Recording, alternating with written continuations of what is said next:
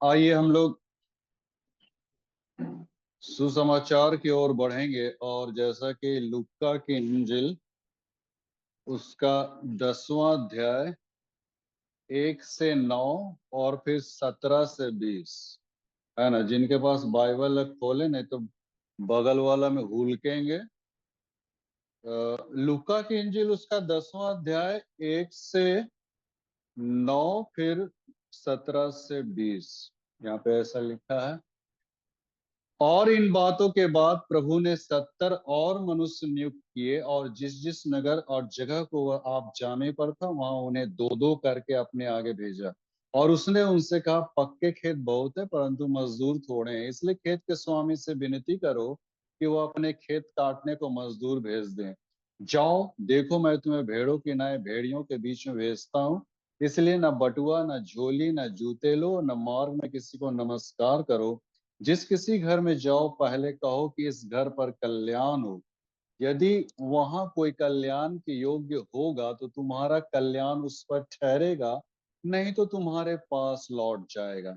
उसी घर में रहो और जो कुछ उनसे मिले वही खाओ पियो, क्योंकि मजदूर को अपनी मजदूरी मिलनी चाहिए। घर घर ना फिरना। और जिस नगर में जाओ और वहां के लोग तुम्हें उतारे, तो जो कुछ तुम्हारे सामने रखा जाए वही खाओ। वहां के बीमारों को चंगा करो और उनसे कहो कि परमेश्वर का राज तुम्हारे निकट आ पहुंचा है। अब 17 से देखें। वे 70 आनंद से फिर आकर कहने लगे कि हे प्रभु, तेरे नाम से दुष्ट आत्मा भी हमारे वश में है। उसने उनसे कहा कि मैं शैतान को बिजली के नाई स्वर्ग से गिरा हुआ देख रहा था। देखो, मैंने तुम्हें सांपों और बिच्छुओं को रौंदने का और शत्रु के सारे सामर्थ पर अधिकार दिया है, और किसी वस्तु से तुम्हें कुछ हानि न होगी। तो भी इससे आनंदित मत हो कि आत्मा तुम्हारे वश में है, परंतु इससे आनंदित हो कि तुम्हारे नाम स्वर्ग पर लिखे हैं। आइए हम प्रार्थना में जाएंगे। प्रेम परमेश्वर, हम तेरे वचन की ओर इस वक्त जा रहे हैं, और जो भी तू अपनी बातों को कहना चाहता है, हमारे मन अंतकरण को खोल, ताकि तेरे वचन को अपने हृदय में जगह दे पाए। छोटी सी दीन प्रार्थना यीशु के नाम से मांगते सुना दे ऐसे करके। हाँ, मल्ल कृपया बैठ जाए।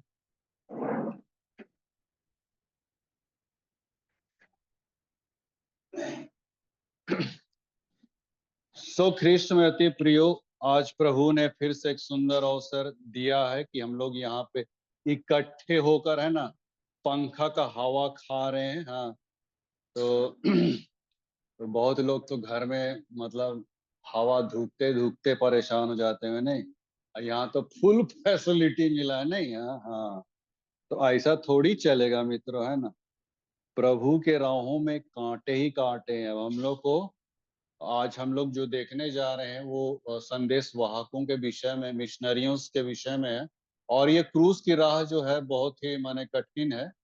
ये आसान मार्ग नहीं है मित्रों, है ना। ये मिशनरीज या संदेश वाहक या पादरी, प्रचारक, डिकन, मॉडरेटर, डिप्टी मॉडरेटर, है ना, बिशप, जितना भी इस सर्किल में आता है, कैलर्जी, है ना, फादर, हाँ, सब कोई माने एक संदेश वाहक के रूप में है। और यहाँ पे आज हम लोग देखने जा रहे हैं कि जॉय ऑफ मैसेंजर्स, है ना।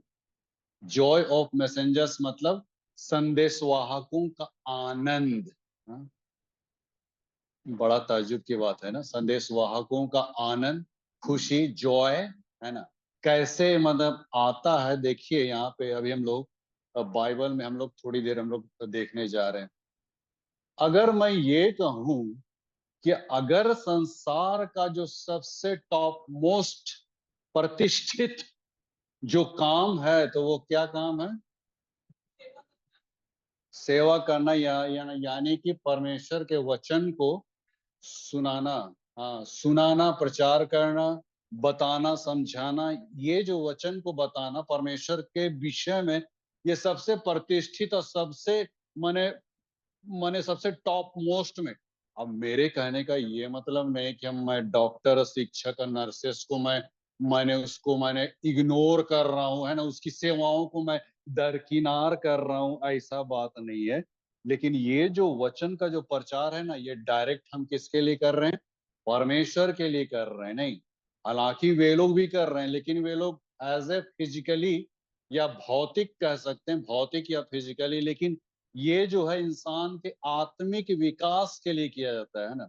वचन का जो भी प्रचार होता है ये इंसान के भौतिक बाद में पहले आत्मिक, आत्मा को बचाना बहुत जरूरी है मित्र, है ना। आत्मा अगर नहीं बची तो भैया आप भौतिकता में कितने भी सरोबार क्यों ना हो जाए ना, आप स्वस्थ में सरोबार हो जाए, धन दौलत में, सारा चीज में, लेकिन आप अगर आपकी आत्मा अगर नहीं बच पाए, बाइबल क्या कहती है, यदि मनुष्य सारे जगत को प्राप्त कर ले और अपने प्राण की हानि उठाए तो उससे क्या लाभ होगा। तो कहने का मतलब आत्मा को बहुत तवज्जो दिया गया, इंपॉर्टेंस दिया गया। इसीलिए तो आप प्रेरितों का हम 6ठे अध्याय को पढ़िएगा ना, जब चेले लोग प्रचार करने लगे यरूशलेम में, तो कई यूनानी लोग आके कुड़कुड़ा के कहने लगे कि विधवाओं की सुधि नहीं ली जाती है, नीडी पर्सन को देखा नहीं जा रहा, उनके उनके माने इसमें उनको कुछ भी मतलब ये नहीं किया जा रहा, उसको माने जो भी रिलीफ देना होता है उसको कुछ नहीं किया जा रहा। चेलों के पास यूनानी लोग आके शिकायत करने लगे, तो चेले लोगों ने क्या किया, उन्होंने 7 सुनाम पुरुषों को उन्होंने चुना। देखिए वहां बाइबल को आप पढ़िएगा, 7 सुनाम पुरुषों को चुन के उस काम में लगाया जो मतलब ये लोग चाहते थे, मतलब रिलीफ देने का काम, है ना। किसी को कपड़ा लत्ता नहीं है, भोजन वस्तु नहीं है, या जो कुछ उनको रिलीफ देने का काम है, 7 सुनाम पुरुषों को उसमें लगा दिया। लेकिन बाइबल ये कहती कि चेले लोग परमेश्वर के वचन की सेवा करने में ही माने ज्यादा उसको इम्पोर्टेंस दिए, तवज्जो दी उसी की ओर, मतलब। तो कहने का वही मतलब मित्रों कि वचन का प्रचार करना या सेवा करने में जो खुशी और आनंद है ना, वो किसी और चीज में नहीं है मित्रों, दूसरे और किसी कामों में नहीं है। अभी हम लोग यहाँ पे देख रहे हैं मित्रों, देखिए 12 चेलों का चुनाव करना यीशु मसीह के द्वारा, ये कितने फक्र की बात है मित्रों। हाँ, कितने माने घमंड की भी हम कह सकते हैं, फक्र की भी बात कह सकते हैं कि उतने भीड़ में से 12 शिष्यों को चुना। तो 12 चेले तो एकदम गदगद हो गए होंगे, नहीं? हाँ, ऊपर से 70 और आदमी को चुना। बाइबल कहती है यीशु मसीह 70 और व्यक्तियों को भी चुना जो उसके कामों के लिए। तो मतलब ये चुनाव जो होता है ना, परमेश्वर की ओर से होता है। देखिए इंसान कभी भी इस पोस्ट को खुद से होल्ड नहीं करता है। इब्रानी 5:4 को पढ़िएगा तो वहां लिखता है कि कोई मनुष्य आदर का पद अपने आप से नहीं लेता है, लेकिन ये परमेश्वर की ओर से उसको उसको दी जाती है मित्र। तो ये बहुत बड़ी बात है कि यदि आपका चुनाव परमेश्वर की ओर से है, तब आप माने क्या बोलेगा, आप मतलब माने आपकी श्रेष्ठता, माने आपकी माने बहुत महत्ता, है ना। अभी अभी ये आ रहा है, नहीं क्या बोलते हैं, एजीएम इलेक्शन आ रहा है ना, 4 सीट में है झगड़ा, है नहीं लड़ाई, मतलब 4 सीट में उसमें बैरल ये है।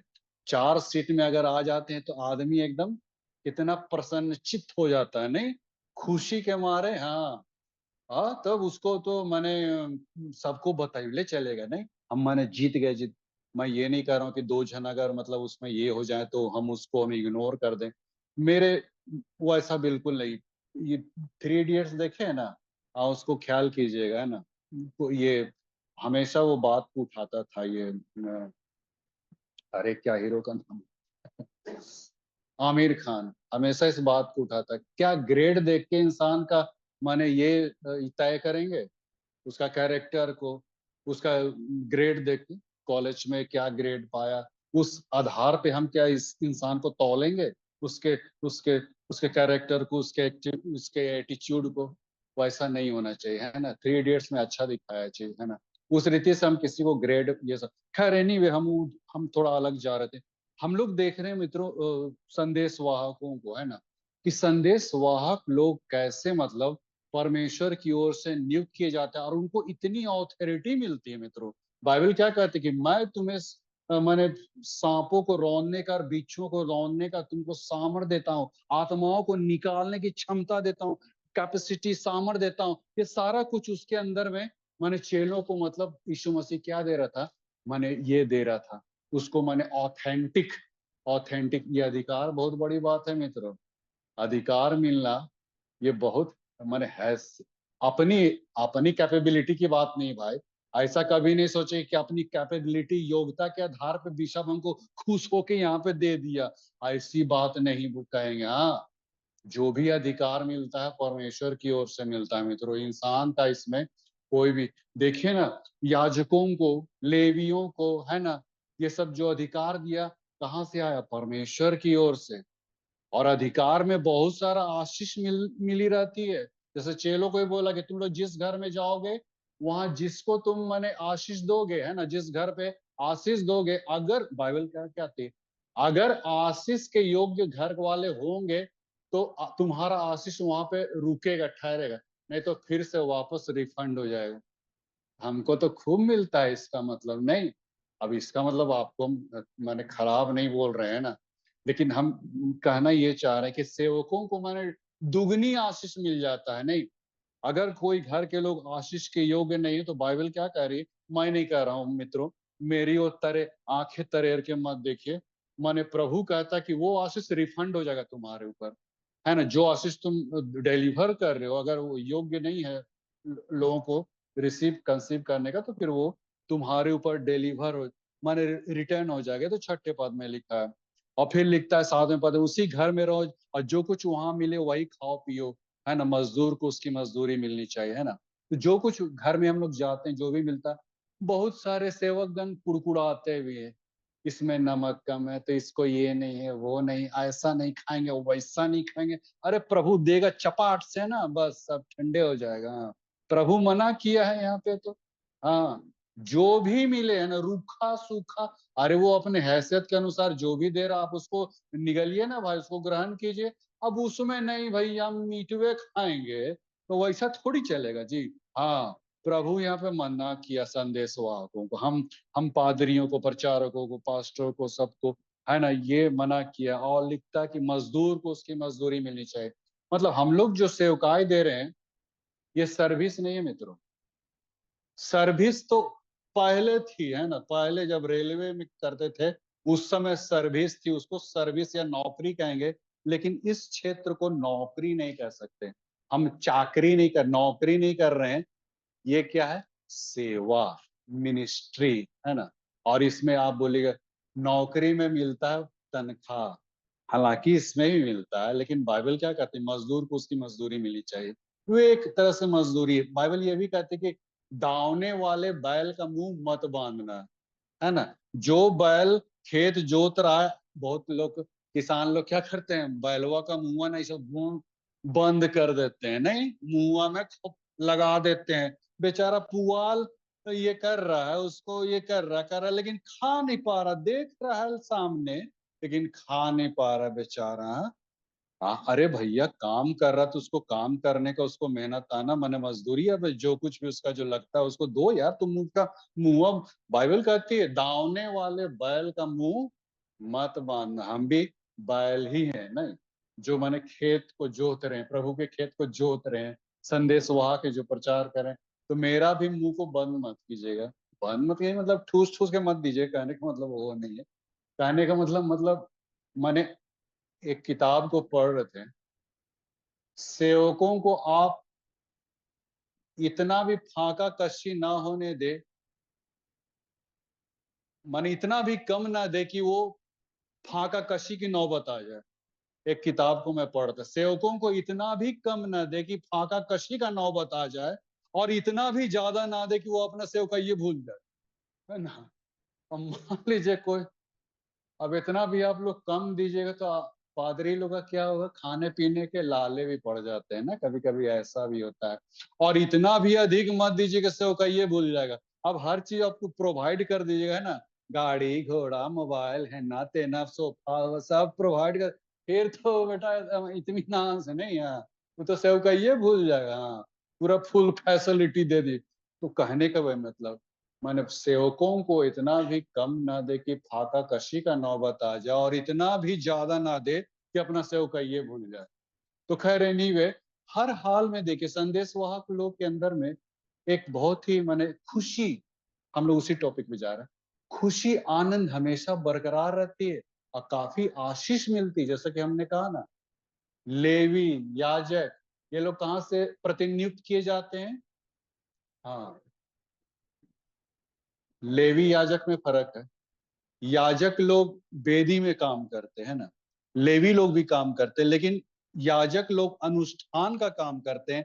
और लेवी गोत्र को जो दिया गया था, लेवी गोत्र को माने चर्च के रख रखाव, जैसे कैंडल सजाना है, क्रूज सजाना है ना, तो रोटी था दाखरस को ये करना है, चर्च का कुछ भी ऐसा, तो ये लेवी लोग करते थे। अब देखिए यहाँ पे, देखिए लेवी भी याकूब के 12 गोत्रों, मैंने पहले भी बताया था कैसे, देखिए आशीष मिलता है।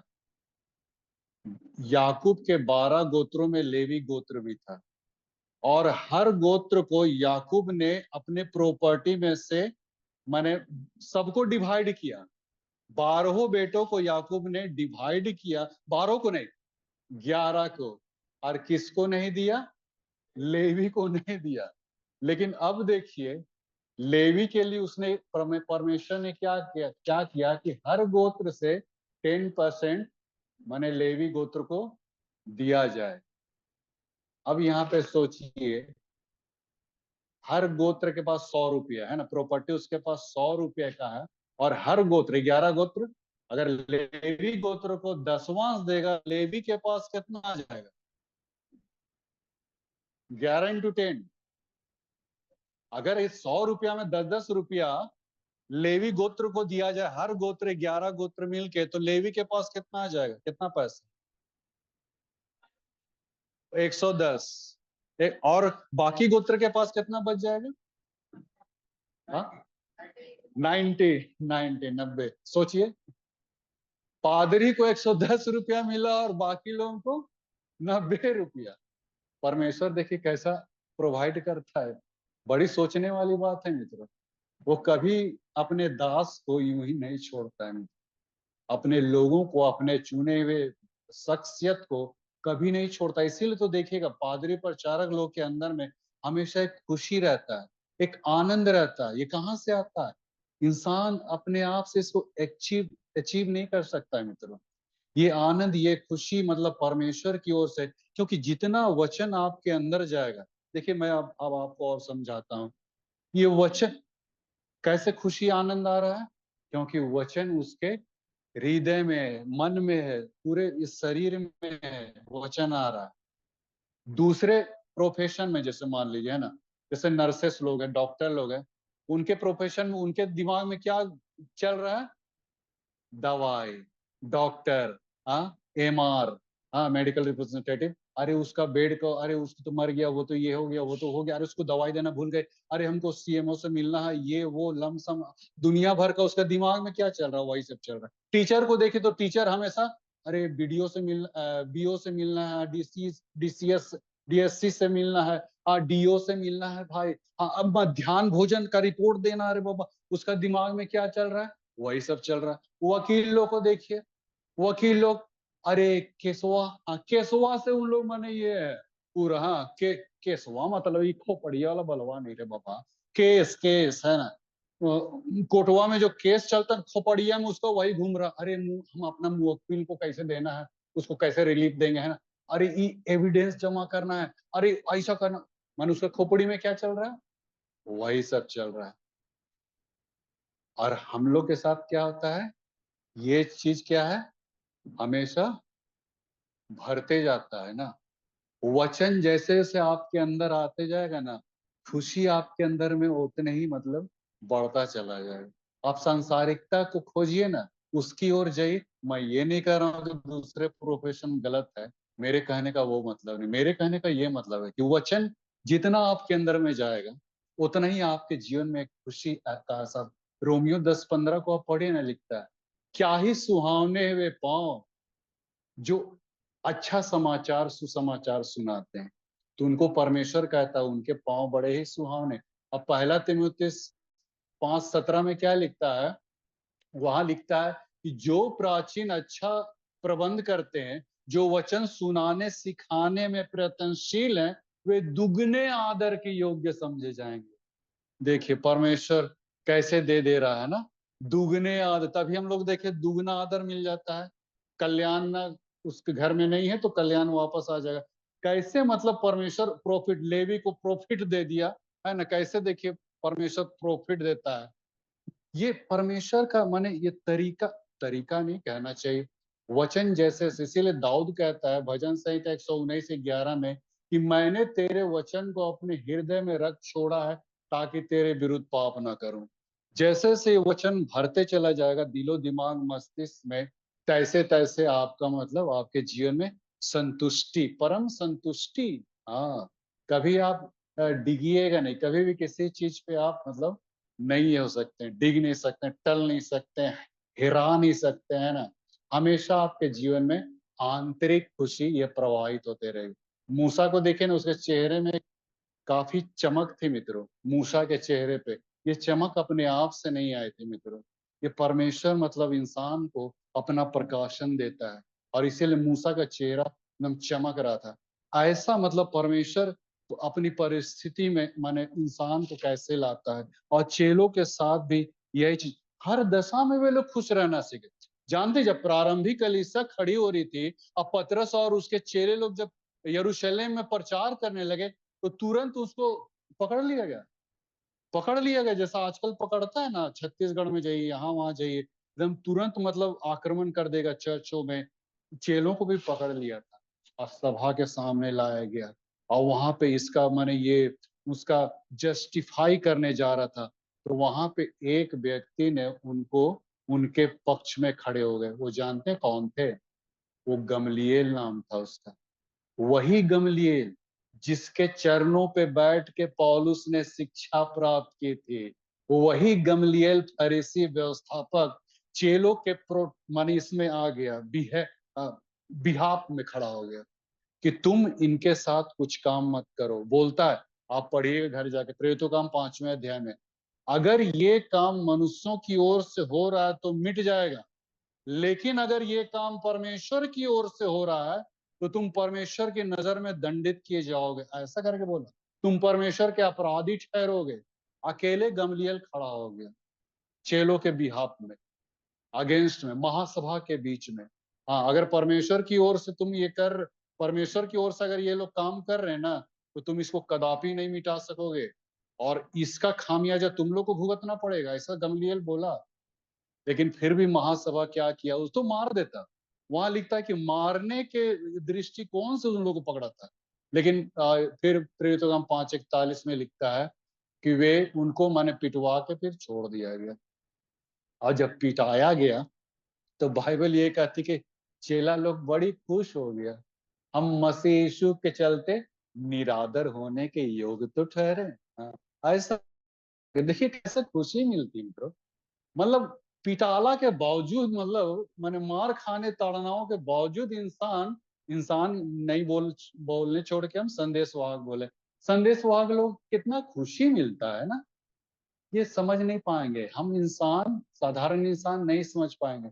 अब पौलुस सिलास को देखिए ना, जेल खाने में बंद कर दिया, तो वहां तो मतलब वो माने भजने गाने लगा, है ना, यहोवा चरवाहा मेरा, है ना, ढींग डड़ा ढींग डड़ा, पूरा दिए हुए थे ये पौलुस सिलास। कैसा मतलब आदमी लोग भी, दरोगा लोग भी सोच रहा होगा ना, आप लोग अगर जेल खाने में चल जाए तो फिर आप लोग का क्या हासिल होगा। सोचिए तो, फिर लगा दीजिएगा, है ना, जमानत के लिए वकील पकड़िएगा या ना पकड़िएगा, हम लोग का तो थोबड़ा तो चूहाड़ा जैसा लटक जाएगा नहीं।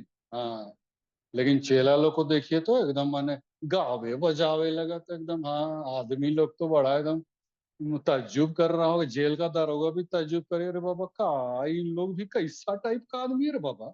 हाँ, इतना माने ई किए ऊ किए, फिर भी माना ये लोग ऐसा करके माने सोच रहा है नहीं। तो कहने का वही मतलब मित्रों, हम नहीं समझ पाएंगे मित्रों कि कैसे माने ये आंतरिक खुशी आती है। लेकिन आप संदेश कभी दे के आप देखिए, किसी गैर मसीह को आप परमेश्वर के वचन को सुना के देखिए मित्रों, मैं नहीं कह रहा हूँ, प्रैक्टिकली आप ये करके देखिएगा, आप देखिएगा आपके अंदर एक अजीब सा एक इंस्पिरेशन आएगा। ये चीज मैंने अनुभव किया है, कई बार किया है, इसमें दो मत नहीं। हम यहाँ पुलपिट पे खड़ा होकर झूठ बोलते नहीं है मित्रों भैया, झूठ बोले कौआ काटे, हमको आज कौआ ठोकेगा, हाँ, अगर हम झूठ बोलेंगे तो। हाँ, तो वैसा नहीं है। हाँ, हम जो बोलते हैं एकदम फैक्ट बोलते हैं, खड़म खस बोलते हैं, सच्ची बात को बोलते हैं। सही में परमेश्वर के वचन को प्रचार करने में जो खुशी आनंद है ना, वो किसी और दूसरे प्रोफेशन में नहीं है मित्रों। मैं इस बात को इसलिए मैं कह पा रहा हूँ कि मैं इस बात को जान रहा हूँ। पहले जो मैंने 30 साल पहले मतलब जो चीज मैंने आंतरिक खुशी को जो मैं पा नहीं सका, अब वो खुशी को मैं एहसास करता हूँ अपनी। चाहे कितना भी फाका कशी क्यों ना आ जाए, हमेशा मेरे थोबड़े में खुशी दिखाई पड़ेगा ना। कभी लटकल चूहाड़ा जैसा आपको नहीं दिखाई पड़ेगा, है ना। हमेशा खुशी, ये आंतरिक खुशी है। आंतरिक बाह्य खुशी नहीं, आंतरिक खुशी है जो इंसान के अंदर में एक इंस्पिरेशन, एक सरोवर है ना, आनंद से सरोवर। मैंने पढ़ा ना कई जगह, हाँ कई जगह अच्छा प्रबंध, जो प्राचीन अच्छा प्रबंध करते हैं वे दुगने आदर के योग्य समझे जाएंगे। फिर हाँ, फिर एक जगह लिखता है कि क्या ही सुहावने पांव जो अच्छा समाचार सुनाते हैं। और फिर हाँ, लेकिन बात ये भी, एक बात याद आया कि जहां एक और सुसमाचार सुनाने में हमें डबल प्रमोशन मिल रहा है, वहीं पे याकूब 3:1 में लिखता है कि हम उपदेशक और भी दोषीदार ठहरेंगे। हाँ, परमेश्वर देखिए बैलेंस्ड वे में लेके चलता है कि बाबू ज्यादा तुम सान पट्टी मत करना, हाँ, नहीं तो याकूब 3:1 तुम्हारे ऊपर लागू हो जाएगा। हाँ, जहां पहला तीमुथियुस 5:17 में तुम रिगार्ड पा रहे हो, हाँ, और जहां और एक वचन था, हाँ, रोमियो 10:15 में तुम रिगार्ड पा रहे हो, वही याकूब 3:1 में तुम दंडित किए जाओगे। तो हम उपदेशक बहुत को थोड़ा सा हमको बैलेंस वे में लेके चलना। ज्यादा सान पट्टी करेंगे तो याकूब 3:1 वहां पे हर था देगा, है ना, हर था देगा ऐसे करके। परमेश्वर देखो बाबू, हाँ देखो, हम उपदेशक और भी दोषीदार ठहरेंगे ऐसा लिखा है। हाँ, तो हम लोग को बहुत सतर्क रहना पड़ता है मित्रों। सिंसियरली आप काम कीजिए तो देखिए परमेश्वर की आशीष अपरंपार उतरेगी, है ना। और जहां थोड़ा सा अनसिंसियरी वे में करेंगे तो फिर परमेश्वर ठोक बजा देगा, हाँ।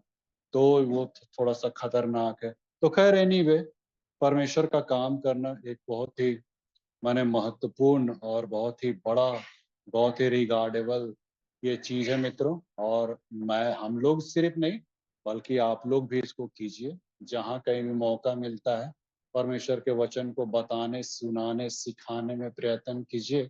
देखिए कैसे आप, इसीलिए मैं इसीलिए बार बार मैंने लोगों को उठाता हूँ, लोगों को उठाता हूँ, पुलपिट तक लाता हूँ, उनको प्रचार करने। शुरू में आप लोग को डर लगता होगा, मैं जानता हूँ। मैं ह्यूमन बॉडी को, हम बहुत अच्छे से ह्यूमन बीइंग को बहुत अच्छे से जानता हूँ। शुरू शुरू में इंसान को प्रचार करने में डर लगता है, लेकिन जब आप प्रचार करके यहाँ से जाइएगा, कुर्सियां में बैठिएगा, तो आपको दिखेगा कैसा आंतरिक खुशी का एहसास होता है। और अगर कोई बोल दे कि आपने बहुत अच्छा, तब तो एकदम 36 इंच का सीना बन जाएगा, नहीं। हाँ, लेकिन वो हो मत कीजिएगा। हाँ, चेलवन लोग भी थोड़ा गड़बड़ा गया था। हाँ, चेलवन लोग को चुनो तो चेलवन लोग आपस में भिड़ गया। हाँ, हम में से बड़ा कौन, लो भैया, थोड़ा खबरदार रहेगा।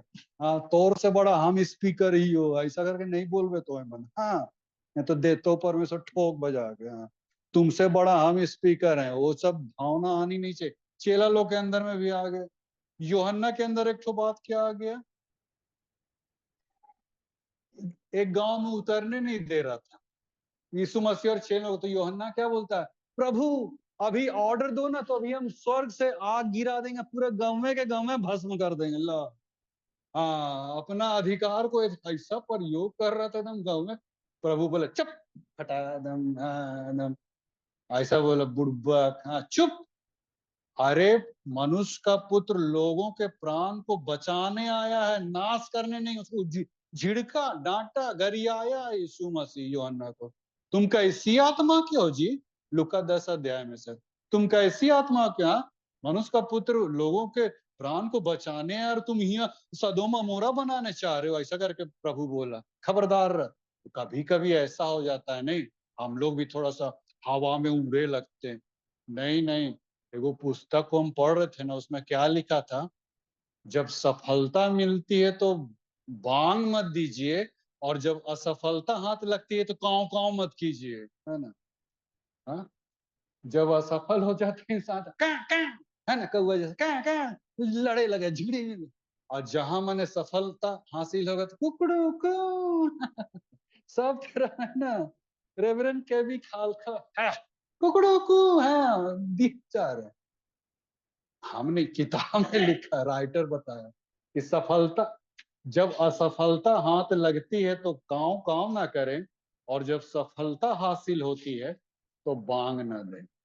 तो भैया हम सेवकों को भी ये कहता है, हम लोग को कभी ऐसा बांग नहीं देना है मित्रों, है ना। ऐसा कभी भी बड़ाई या कभी भी कुछ। तो परमेश्वर अपने इस वचन पे आशीष छाई, हम लोग दुआ में जाएंगे। अनुग्रहकारी दीन दयालु प्रेम परमेश्वर, हम तेरे वचन के लिए हम धन्यवाद देते हैं कि वचन के आलोक में अपने जीवन को टटोलने का मौका दिया। धन्यवाद देते हैं संदेश वाहकों के लिए, जो तूने खेत में दाग की बारी में काम करने के लिए लोगों को बुलाया और अपने काम को बहुत आयत से लिया, और यहाँ तक वे लोग खुशी खुशी हंसते हंसते अपने मौत को गले लगा लिए। सचमुच एक बहुत बड़ी अद्भुत, ये क्रांतिकारी ये परिचय उन्होंने दिया पिता, और एक बार फिर से अपने जीवन को तेरे हवाले कर देते हैं।